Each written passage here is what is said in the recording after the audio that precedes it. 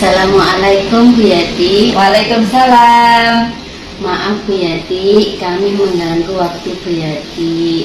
Kami calon guru penggerak angkatan 7 mohon izin akan mengadakan aksi nyata Bu Yati.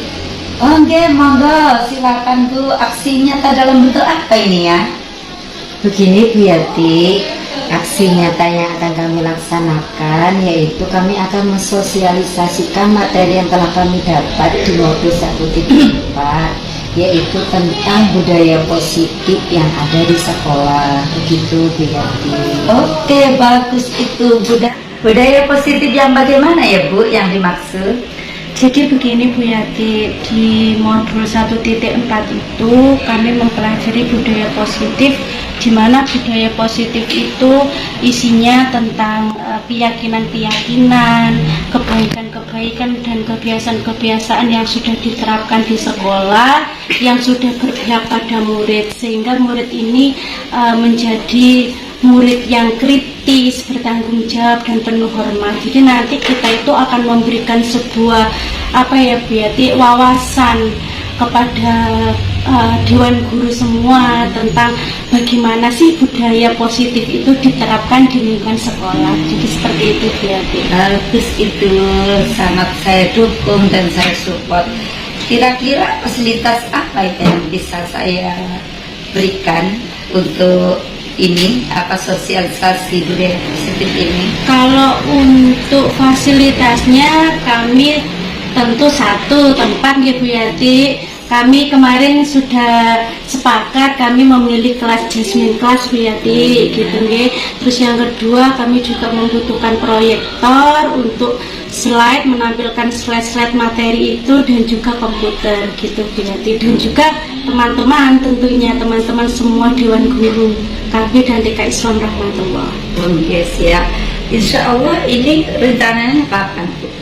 Insya Allah kami merencanakan Sabtu besok Bu Yati. Sabtu besok. Coba Nggih. saya lihat schedule-nya dulu Nggih, ya. nggih, Sabtu Bu Yati. besok itu ada kegiatan apa?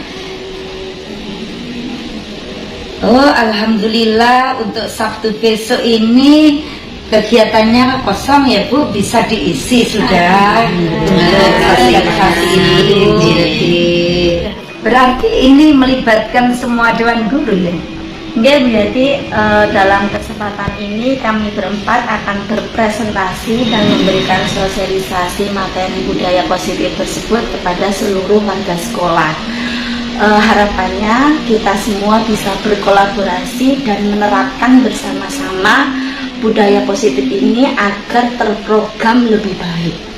Sebenarnya mungkin di antara keempat kita ini sudah melaksanakan budaya positif, cuman mungkin tidak serentak seperti itu.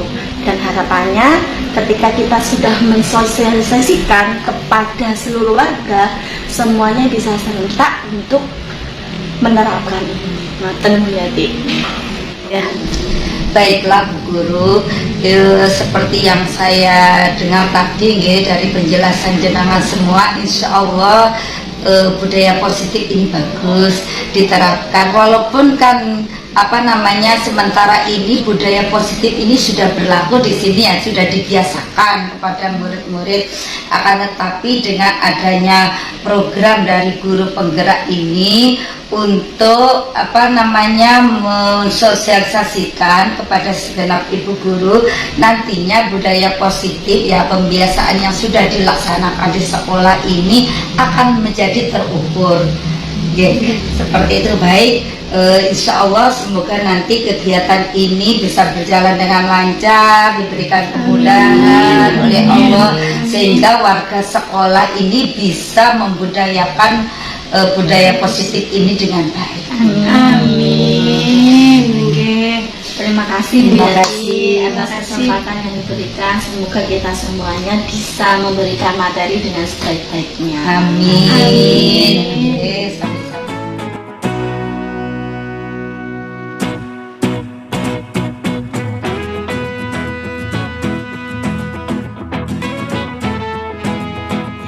yang juga butuh kolaborasi dengan jenengan semuanya.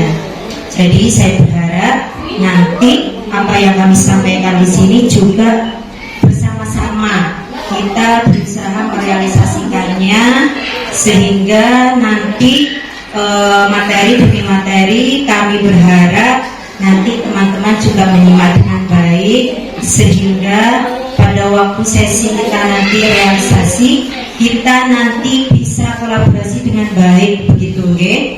Nanti apabila ada teman-teman yang memang hari ini berhalangan untuk hadir, nanti kita bisa sharing-sharing di luar forum ini begitu. Assalamualaikum warahmatullahi wabarakatuh.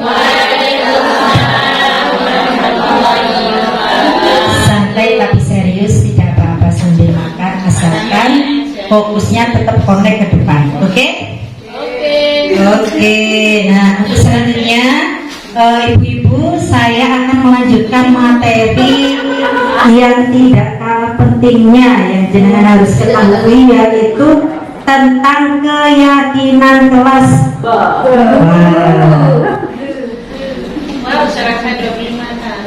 Iya, 17. Kok 25? Nanggung. Nah, teman-teman, saya tidak usah mulai dari awal. Saya tinggal melanjutkan tentang materi yang perlu saya sampaikan ke teman-teman terkait tentang budaya positif. Nah, budaya positif ini rangkaian yang tidak kalah pentingnya adalah membentuk keyakinan kelas. Apa sih itu keyakinan kelas? Keyakinan kelas itu terbentuk dari beberapa peraturan yang kita curahkan bersama-sama, akan tetapi kita kaji dengan berbagai alasan dan penjelasan yang anak-anak masuk, jenengan masuk. Nah, tadi yang dijelaskan oleh Bu Ririn, kenapa kok tepat waktu, misalnya begitu. Alasan yang paling ideal itu yang kita angkat untuk menjelaskan ke teman-teman. Apabila kita menjelaskan ke murid-murid kita, berarti kita menggunakan bahasa yang mudah dicerna oleh anak-anak. Jadi misalnya kenapa kok harus sabar menunggu giliran, misalnya kenapa ya aku kok harus sabar? Oh iya, supaya aku disayangi sama teman. Yang mengenal ke anak-anak begitu ya. Jadi dari rangkaian aturan seperti itu membentuk keyakinan kelas yang akan diyakini anak-anak bahwa aku bisa seperti itu tanpa harus yang disampaikan Bu Ica tadi, tanpa harus ada penghargaan, tanpa harus ada hukuman dan lain sebagainya begitu ya. Next. Untuk selanjutnya yaitu saya akan menjelaskan tentang prosedur pembentukan dari keyakinan kelas itu. Apa sih ya yang perlu kita lakukan? Nah, tadi sudah saya sebutkan, mempersilahkan curah pendapat. Nah, jadi teman-teman semuanya kita ajak duduk bersama, mencurahkan apa yang ingin dia curahkan di kelas itu, supaya kelas kita itu lebih baik teman-teman, kita bisa saling menghargai. Apa saja ya kira-kira yang perlu kita lakukan, seperti kita membuat peraturan yang ada di sentra yang sering kita sebutkan ya. Kemudian peraturan yang sebelum sentra atau di kelas masing-masing pasti jenengan semua sudah punya itu peraturan A, B, C, D, E, F, G. Nah, sebenarnya saya kepingin hari ini teman-teman peraturan apa saja ya yang seharusnya misalnya kita ingin curahkan di sini, misalnya begitu. Nah, nanti setelah dicurahkan semua pendapatnya, yang tidak kalah penting mencatat semua masukan. Jadi masukan-masukan yang telah jenengan inginkan, coba saya nanti kalau kita di Lokakarya sebelum memulai kegiatan kita pasti namanya ada kesepakatan. Nah, kesepakatan itu akan dibagikan kertas-kertas seperti ini, nanti dibagikan kepada semua peserta, kemudian menyepakati apa saja, misalnya apa saja ya kesepakatan kita pada hari ini tentang kegiatan kita? Oh, meng-off-kan HP misalnya seperti itu. Jadi prosedurnya begitu, kita mencatat semua curah pendapatnya, kita kumpulkan, kemudian yang ketiga menyusun keyakinan. Nah, dari semua pendapat-pendapat yang jenengan tulis itu, kemudian kita kaji. Biasanya nih, kita kan lebih banyak jangan ya, kata-kata jangan, tidak boleh, begitu ya. Itu termasuk kata-kata negatif yang harus kita olah kembali untuk anak-anak dan diterapkan di keyakinan kelas tersebut. Misalnya, jangan menyerobot, jangan mengambil milik teman tanpa seizin, misalnya. Jangan menyerobot, misalnya. Bisa kita alihkan, sabarlah menunggu giliran, atau antri sabar menunggu giliran. Jadi kata-kata bahasa jangan, tidak boleh, itu harus kita hilangkan supaya keyakinan kelas yang terbentuk itu bahasanya lebih positif, begitu. Paham ya, Bu Guru? Nah, untuk selanjutnya tinjau kembali, musyawarahkan lagi, karena peraturan dan curah pendapat itu tadi banyak sekali, tapi nanti kita ringkas menjadi maksimal 7, tidak boleh lebih dari itu. Kenapa? Karena kalau terlalu banyak pasti nanti sulit, akan kesulitan untuk mengingatnya, begitu. Untuk selanjutnya, setelah kita menyepakati keyakinan, kita menempel. Jadi keyakinan kelas yang telah kita sepakati, sabar menunggu giliran, kemudian tadi saling menyayangi antar teman, begitu, kita tempel di tempat yang bisa dibaca anak-anak atau dilihat anak-anak. Kalau kelompok A misalnya, kalau kelompok A bisa dengan gambar karena belum bisa membaca. Ya, gambar isyarat, misalnya ada anak antri, begitu ya, gambarnya anak antri. Kata-katanya sedikit saja, sabar antri, begitu, sabar atau antri. Tapi kalau sudah kelompok B, kan lebih banyak sudah mengerti bahasa, kata-kata, bisa membaca, sehingga kita bisa lebih menuangkan kata-kata dengan lebih kompleks. Anak bisa lebih memahami kata-kata yang dibuat sendiri dan kita kemas sedemikian rupa, begitu ya. Jadi bisa kita tempel di tempat-tempat yang anak-anak kelihatan dan dilewati setiap hari, begitu. Next. Nah, itu tadi tentang keyakinan kelas. Ada yang ditanyakan, Bu Guru, sebelum saya lanjutkan ke kebutuhan dasar manusia? Sudah lanjut? Oke. Silakan dilanjut suaranya. Seluruh tindakan manusia memiliki tujuan tertentu, yaitu memenuhi kebutuhan dasar. Ketika kelima kebutuhan dasar terpenuhi secara memadai, maka murid akan tumbuh dengan seimbang dan bahagia. Sebaliknya, ketika kebutuhan dasar tidak terpenuhi dengan baik, maka seseorang akan mengalami emosi negatif seperti bosan, sedih, dan kecewa. Dengan kata lain, perilaku buruk seseorang biasanya adalah respons dari kebutuhan yang tidak terpenuhi. Namun, mereka tidak tahu cara untuk menyampaikannya. Ada 5 kebutuhan dasar manusia menurut Dr. William Glasser, yaitu kebutuhan dasar yang pertama adalah kebutuhan yang bersifat fisiologis untuk bertahan hidup atau survival. Misalnya kesehatan, rumah, dan makanan. Agar murid dapat belajar dengan baik, kemudian mereka akan merasa aman, pangan, sandang. Ini materinya seperti kita mungkin di Merdeka Belajar ya.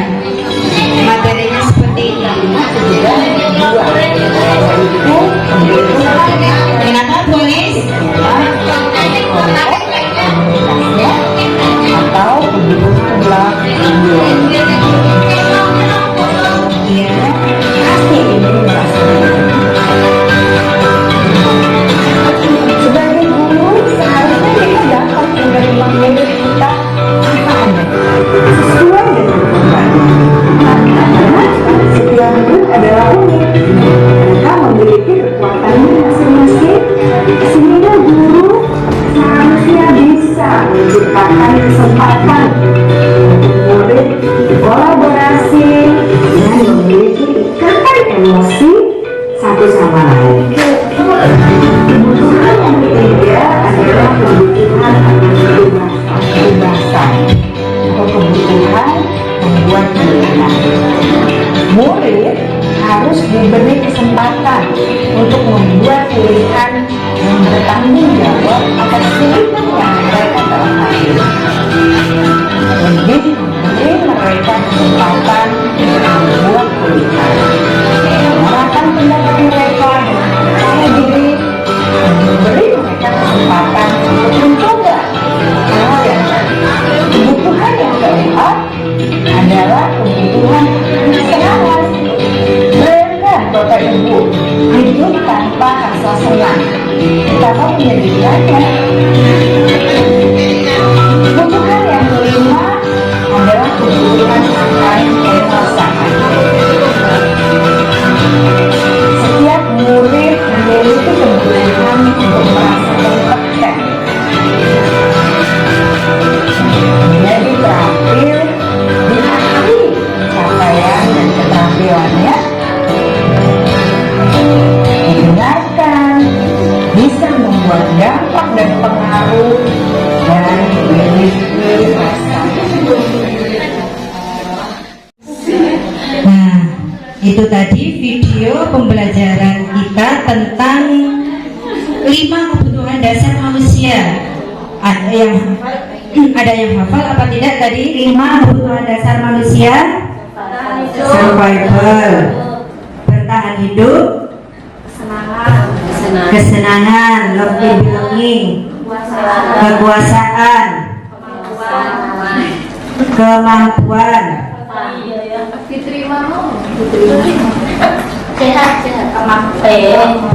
bukan kesehatan. Yang kelima apa? Penguasaan. Tadi sudah? Nah, itu tadi. Jadi Bu Guru, anak apapun perbuatannya, penyimpangan yang dia lakukan itu semua ada sebabnya.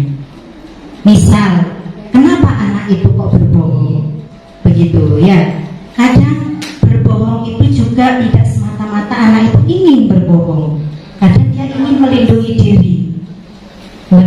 dirinya dan tidak mau disalahkan. Berarti dia butuh kekuasaan atau penguasaan, dia butuh seperti itu. Misal ada anak mengambil makanan temannya, kenapa kok mengambil makanan temannya? Misalnya seperti itu. Kebutuhan dasarnya apa? Lapar. Karena dia belum sarapan dan tidak membawa makanan. Nah, jadi alasan-alasan sepele seperti itu, dari apa tindakan yang anak lakukan, khususnya tindakan-tindakan yang negatif, itu sangat perlu kita kaji. Jadi seperti itu, tindakan seperti itu, pola pikir yang seperti itu memang harus kita miliki. Kenapa? Supaya kita sebagai guru tidak mudah menyalahkan apapun yang dilakukan murid kita. Karena semua yang dilakukan murid kita, semua yang kita lakukan sebagai orang dewasa pun ada alasannya, begitu ya. Itu tadi penjelasan dari 5 kebutuhan dasar manusia, sama entah manusia kecil, dewasa maupun tua, begitu ya, sama semua kebutuhan dasarnya begitu. Nah, untuk selanjutnya ini materi saya yang terakhir, yaitu tentang dunia berkualitas. Nah, dari sini kita memeras inti dari apa saja sih yang membuat kita berkualitas. Dunia kita berkualitas bukan semata-mata dari prestasi yang kita hasilkan. Dunia berkualitas itu akan tetapi dunia berkualitas itu lebih ke diri kita. Diri kita itu bagaimana, ada tempat khusus di pikiran kita itu tentang gambaran representasi dari semua yang diinginkan. Bisa berupa orang-orang yang terbaik, hal-hal yang terbaik yang membuat kita bahagia. Nah, dari situ saya ingin nih menanyakan kepada teman-teman semuanya, ada beberapa pertanyaan yang nanti akan mengarahkan kita kepada dunia berkualitas apa yang ada di dalam diri kita, sehingga kita bisa mengkalkulasi, kita bisa mengidentifikasi dari apa saja yang membuat kita bahagia. Intinya begitu. Anak pun begitu. Apa yang membuat anak bahagia? Itu kita harus bisa mengidentifikasikan. Apalagi kita sebagai orang tua atau sebagai guru yang menuntun murid-murid kita untuk lebih bahagia. Jadi gurunya harus bahagia dulu. Nah, pertanyaannya adalah, apakah teman-teman hari ini bahagia? Alhamdulillah. Semoga bahagia selalu, nanti rezekinya juga lancar. Amin. Nah, saya akan memberikan kepada teman-teman next Kurin. Nah, beberapa pertanyaan tentang yang membuat kita bahagia, yang membuat dunia kita berkualitas. Akan saya bagikan ya untuk kertas ini. Silakan ditulis yang berwarna itu boleh. Silakan, pertanyaan yang pertama adalah siapakah? Yuk, lebih cepat lebih baik karena setelah ini ada materi restitusi. Siapakah orang yang paling penting di hidup Anda? Sebenarnya ada beberapa item yang saya hilangkan, akan tetapi saya ringkas ini. Siapakah orang yang paling penting dalam hidup Anda? Iya dong. Nomor satu, langsung jawaban. Langsung jawaban saja, seperti orang ulangan. Coba siapa? Oh iya, yuk cepat. Nanti jarum panjang di angka 10 selesai ya. Waktunya nanti gantian sama Bu Eni. Siapakah orang yang paling penting dalam hidup Anda? Nomor siji Diberi nama. Ya, langsung. diberi nama.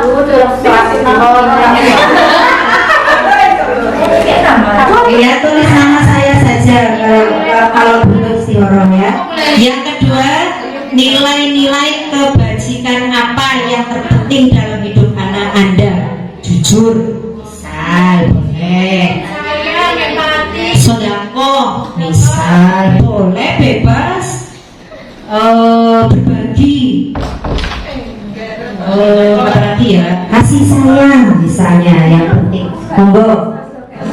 Untuk selanjutnya nomor 3, apa pencapaian Anda yang sangat Anda banggakan menjadi seorang istri yang solihah?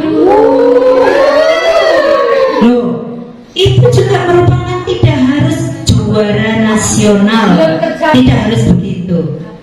Bagi jenengan sesuatu yang kecil membahagiakan itu lebih berharga daripada hal yang menurut orang luar biasa tapi bagi Anda biasa-biasa saja. Oke? Apa pekerjaan ideal bagi Anda? Jadi seniman misal. Tidak harus kok, kadang orang di posisi kita sekarang pun ada yang kurang, misalnya kurang ideal menurut jenengan. Ada, ya, ada juga karena ada yang kepingin jadi saja, tidak mempengaruhi nilai. Tidak mempengaruhi nilai, Bu. Sertifikatnya juga tidak ada nilainya. Jadi fine-fine aja. Sudah ya? Waktunya tinggal 1 menit. Apa yang paling bermakna dalam hidup Anda? Saya sangat bermakna ketika saya mempunyai uang yang banyak. Oke. Nah, kalau oh udah apa-apa. Ini untuk sharing kita ya. Ayo silakan teman-teman bisa membantu untuk mengumpulkan. Yuk, selesai tidak selesai dikumpulkan. Waktunya sudah habis. Capaian apa yang membanggakan, yang bermakna dalam hidup Anda? Nah, terima kasih. Nah, dari pertanyaan-pertanyaan itu jangan jawab. Itu yang membuat dunia Anda berkualitas. Terima kasih, semoga kita menjadi insan-insan yang berkualitas, yang bisa bermanfaat untuk orang lain. Terima kasih teman-teman. Wassalamualaikum warahmatullahi wabarakatuh.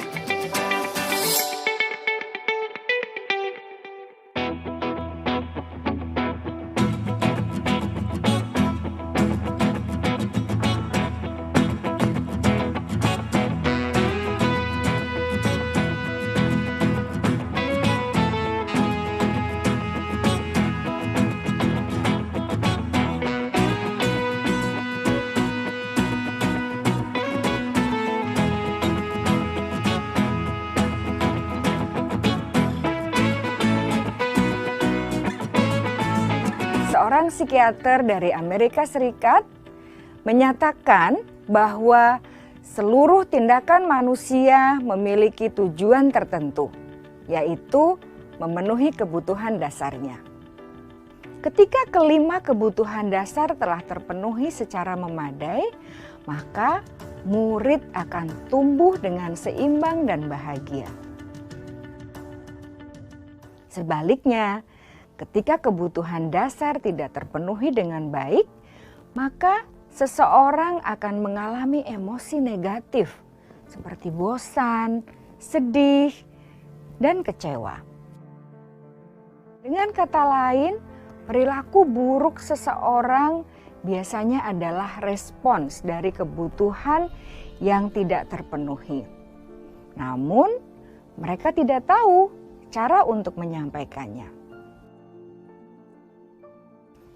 Ada 5 kebutuhan dasar manusia menurut Dr. William Glasser, yaitu kebutuhan dasar yang pertama adalah kebutuhan yang bersifat fisiologis untuk bertahan hidup atau survival.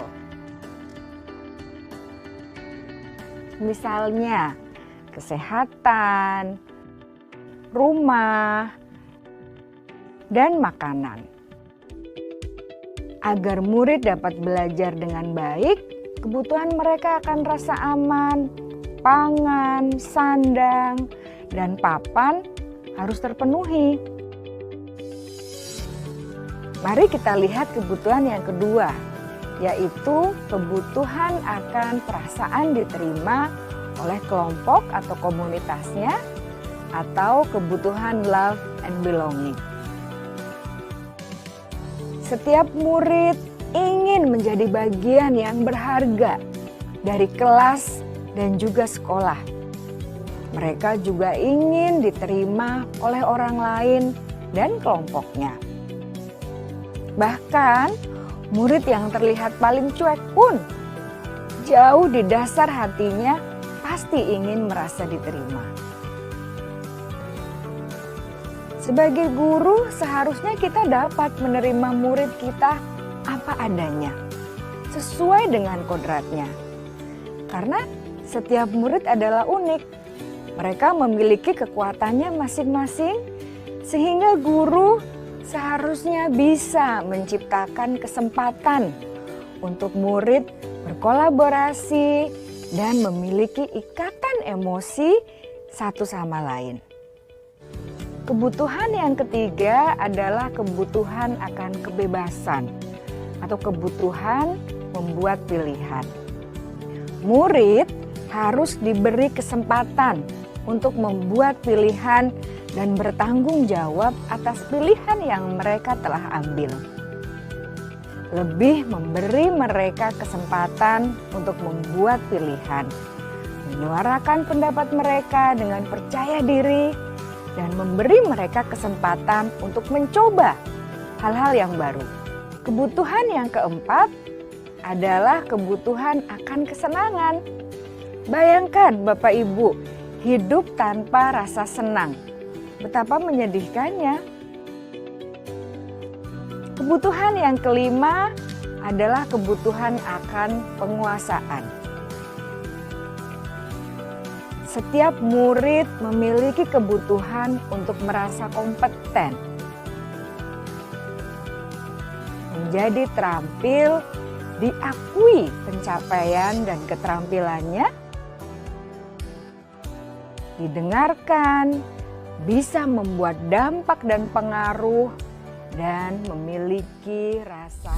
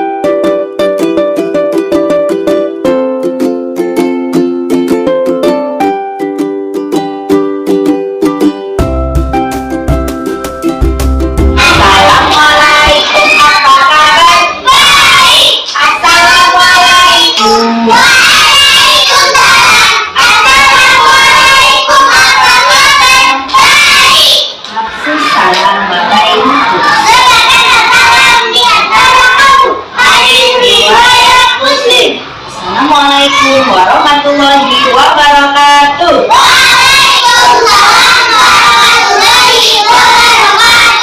Bagaimana kabarnya hari ini teman-teman?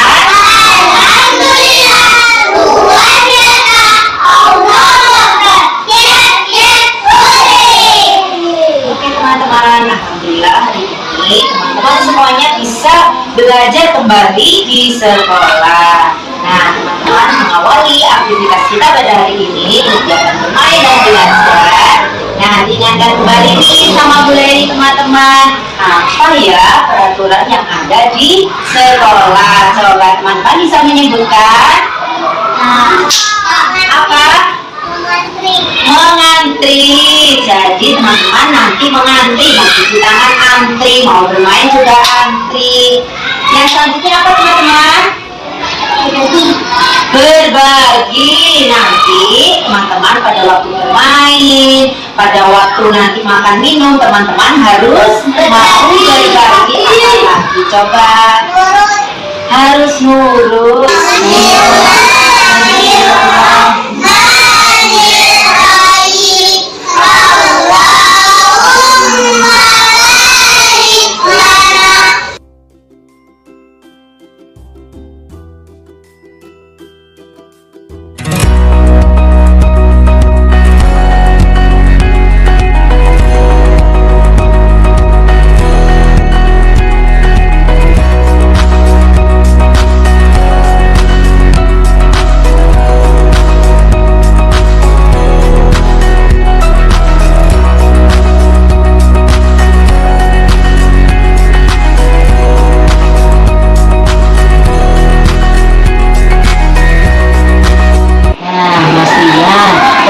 Tadi Mas Dian tidak mau antri,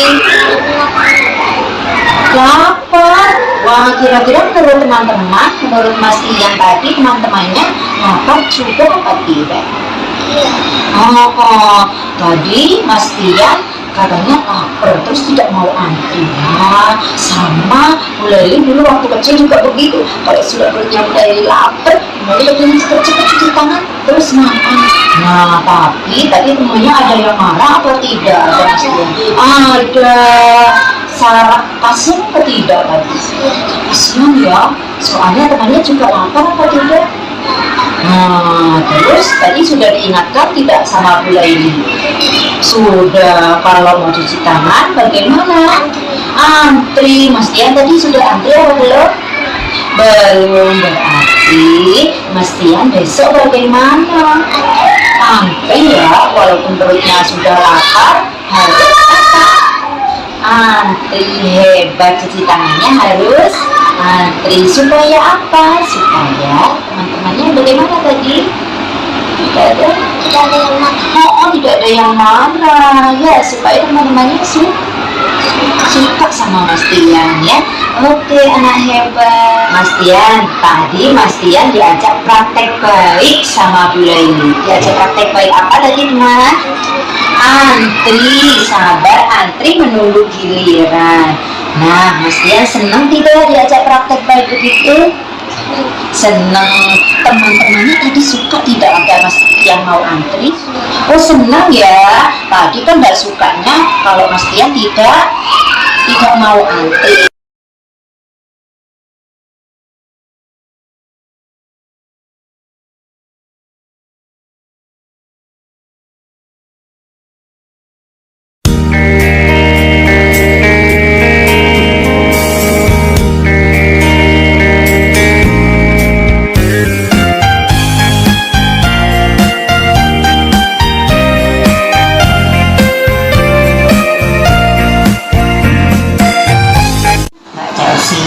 Kenapa tadi Mbak Chelsea kok tidak mau berbagi? Soalnya Bu Leli tadi makanannya semua aku suka. Oh, semua yang dibawa tadi sama Mbak Chelsea kesukaannya Mbak Chelsea semua? Iya. Wah, sama dong sama Bu Leli. Dulu waktu Bu Leli kecil juga begitu. Kalau bawaannya Bu Leli itu makanannya semua disukai sama Bu Leli juga nggak mau berbagi. Bu Leli juga pengennya dimakan sendiri. Tapi tadi bagaimana? di kelas peraturannya? Kan setiap hari kita harus apa teman? Harus berbagi. Oh, alhamdulillah masih ingat ya Mbak Chelsea harus berbagi. Kalau mau berbagi, bagaimana tadi katanya Bu Layu tidak pernah teman? Harus berbagi biar dicipta Allah. Oh, harus berbagi biar dicipta Allah. Selain dicipta Allah, diapain teman-teman? Dicipta Rasulullah. Oh, dicipta Rasulullah, disayangi tidak sama Allah? Disayangi. Oh, disayangi sama Allah. Jadi kalau berbagi, teman-teman suka, Bu Guru juga suka, Allah juga suka ya? Iya, berarti Mbak Chelsea kepingin tidak jadi anak yang dicintai sama Allah. Oh, mau. Berarti besok Mbak Chelsea mau berbagi atau tidak? Mau. Walaupun makanannya disukai sama Mbak Chelsea mau berbagi atau tidak? Mau. Oh, mau. Alhamdulillah, hebat sekali. Terima kasih ya sudah jadi anak yang salihah, anak yang mau berbagi ya. Nah, Mbak Chelsea, tadi Mbak Chelsea diajak praktek baik sama Bu Laili. Praktek baik apa tadi sayang? Berbagi. Wah, tadi Mbak Chelsea awalnya tidak mau berbagi, tapi alhamdulillah sudah mau berbagi. Nah, Mbak Chelsea tadi bagaimana?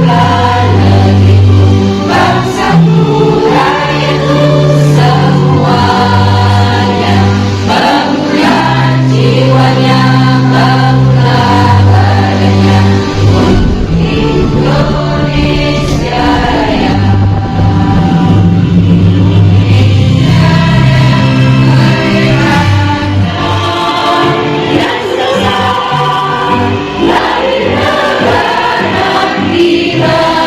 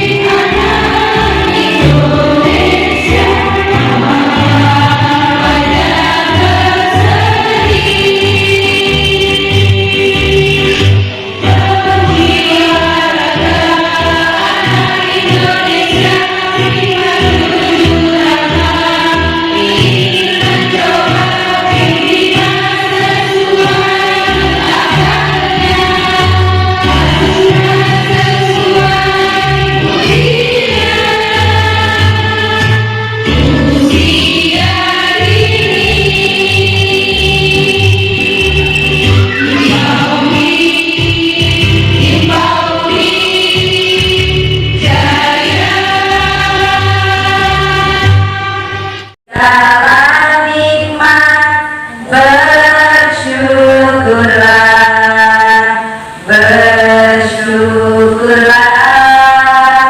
kepada Allah. Nikmat melihat ciptaan Allah, nikmat mendengar merdu suara, nikmat mencap serasa. Bersyukurlah, selalu bersyukur, bersyukurlah kepada. Kita akan jabarkan, kita gali, kita pahami, kita singkat. Begitu? Belum. Kita singkat. Setelah kita memahami, anak didik kita memahami peraturan apa sih yang penting kita terapkan di kelas kita khususnya. Nah, di situ akan untuk menulis misalnya, berarti kita harus yang menuliskan, anak-anak yang mengatakan. Yang ketiga, menyusun keyakinan kelas. Nah, biasanya anak-anak itu atau kita banyak menggunakan kata-kata negatif. Apa itu kata-kata negatif? Jangan, tidak boleh, itu kata-kata negatif. Bagaimana cara mengubahnya? Misalnya, anak-anak dilarang keluar kelas saat sentra misalnya. Nah, itu bisa dilarang, itu kita ganti. Misalnya kita ganti dilarangnya, kita hilangkan kata-kata negatif itu, kita hilangkan dengan dilarang keluar itu jadi ciri-ciri dari kata-kata negatif. Untuk selanjutnya, tinjau kembali dari semua surah ide yang dikemukakan oleh anak-anak, kita kasih kembali mana sekiranya tadi yang kata-kata negatif kita positif, kemudian yang misalnya yang hampir sama kita jadikan satu, kita rangkum. Kenapa? Karena menyepakati keyakinan kelas yang kelima itu nanti akan mewujudkan keyakinan kelas itu tidak boleh terlalu banyak, karena nanti jika terlalu banyak anak-anak akan menemukan kesulitan tersendiri dalam mengingat. Jadi cukup 3, maksimal 7 saja. Begitu ya guru. Untuk selanjutnya, setelah kita rangkai dengan sedemikian rupa, sebenarnya mungkin keyakinan kelas itu baru nanti akan kita hias, kita tempel di tempat yang anak-anak bisa melihat setiap hari. Jangan dengan letakkan di dalam lemari, pasti nanti yang melihat kita kecoa dan lain sebagainya. Tapi tempelan di tempat-tempat yang anak-anak bisa melihat. Begitu ya. Next. Nah, itu tadi untuk keyakinan kelas. Next, ini tidak usah karena praktek.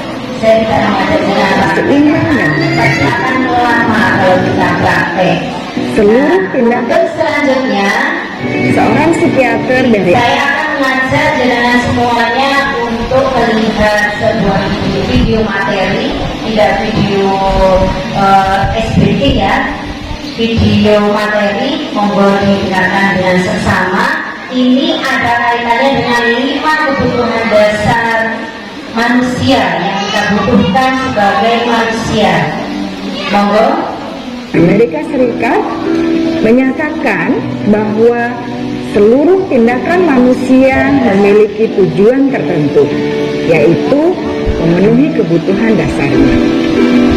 Ketika kelima kebutuhan dasar telah terpenuhi secara memadai, maka murid akan tumbuh dengan seimbang dan bahagia. Sebaliknya, ketika kebutuhan dasar tidak terpenuhi dengan baik, maka seseorang akan mengalami emosi negatif seperti bosan, sedih, dan kecewa. Dengan kata lain, perilaku buruk seseorang biasanya adalah respons dari kebutuhan yang tidak terpenuhi.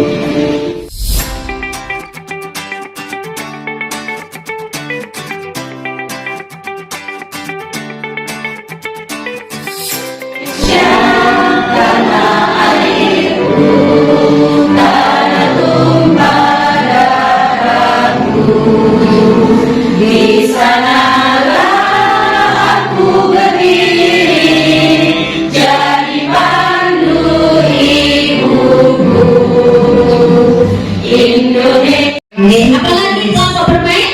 Cerdas. Cerdas. Dari Bu Dewi. Berakhlak. Berakhlak. Tuh dari Bu Yuli. Oke. Ada lagi? Berakhlak, Bu Yati. Sehat. Sehat. Mungkin sehatnya sebelum teriak ya Bu Yati ya.